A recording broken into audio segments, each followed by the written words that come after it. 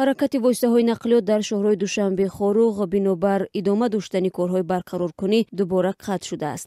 Умида Юсупова, сухангӯи Кумитаи ҳолатҳои фавқулодда, рӯзи 17 январ дар суҳбат бо Радиозодӣ гуфт, шоҳраҳои Душанбе Хоруғ асосан дар километри 225 дар ҳудуди ноҳияи Шамсиддини Шоҳин бастааст.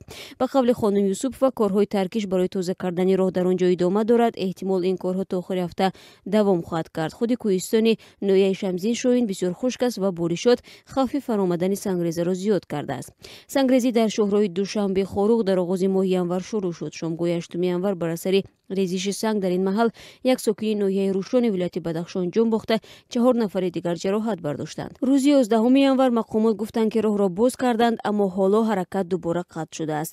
шоҳраҳои Душанбе Хоруғ дар фасли сармо ягона масирест, ки пойтахтро ба вилояти Бадахшон мепайвандад. молу коло аз Чин низ аксаран аз тариқи ҳамин роҳ ба Тоҷикистон ворид мешавад.